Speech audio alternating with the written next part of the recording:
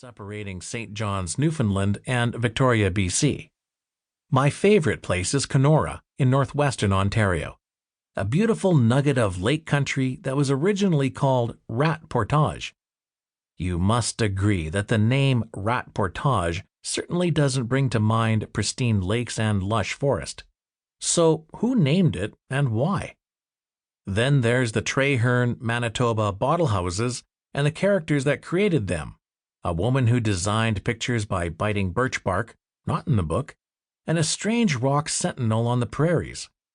There were stories of UFOs touching down frighteningly close to our family cabin, while other UFOs left strange circular imprints in a farmer's field just kilometers from our home. My son, who was 9 at the time, seriously thought aliens were out to get him. I've visited a community of yuppie hippies on Vancouver Island, toured a shoe house in northern BC, and I spent the night in an old house on a blip of land in the Pacific with no communication, a creaking water pump, kerosene lamps, and no way to get to the mainland after the woman caretaker decided to take off on the only boat available. The woman was taking care of the house for its owner, who lived in Japan, and she sidelined by offering it up as an under-the-table bed and breakfast. So I guess I deserved that Agatha Christie-worthy experience. The more I ponder my experiences, the more I think that maybe the strange and weird is really normal. At the least, it's experiences like these, and the collection of oddities found in this book, that keep life interesting. Our home and native land, bizarre and outlandish. The place we call home. Welcome to Canada, where we don't care who you marry, so long as you both watch hockey. Anonymous. The cliché is definitely true. There's no place like home. But if we're honest, most of us have been hit with a case of wanderlust at one time or another in our lives. Let it take hold long enough, and it'll pull us to all kinds of exotic locations. For me, that wanderlust meant wandering away from my home province of Manitoba to the wilds of northern British Columbia, and finally backtracking to settle in Alberta. Though I'm not jumping at the chance to be called a redneck.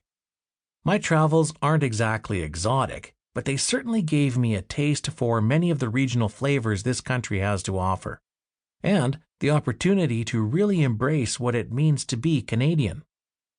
As far as my provincial affiliation goes, I've been told I'm an Albertan now because I've lived here longer than I've lived anywhere else during my adult life. I beg to differ. Manitoba isn't just where I come from, it's my home and the place my heart still yearns for.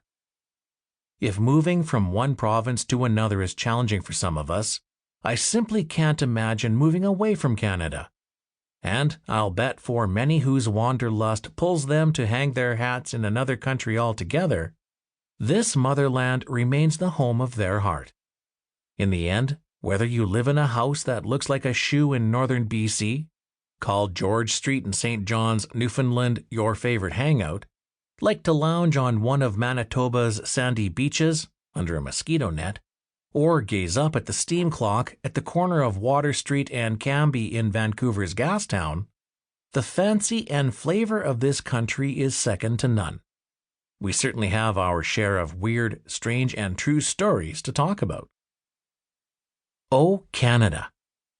The name Canada stems from the word Kanata, a First Nations word associated with the Mohawk, Oneida, and the Iroquois tribes that means village, settlement, or town, depending on which translation you use. At least, that's the most widely accepted explanation of where our country's good name originated, according to the Government of Canada's Canadian Heritage website. Explorer Jacques Cartier is credited with stretching the term to include a larger portion of geography, and by 1547, all the land north of the St. Lawrence River was being called Canada. Our country's name became official in 1791. Whether Cartier's application of the term was a conscious decision or a misunderstanding of what the term meant isn't clear. But it could very well be that an accidental misuse of a word landed our country its name. Of course, there are other theories about how Canada got its name.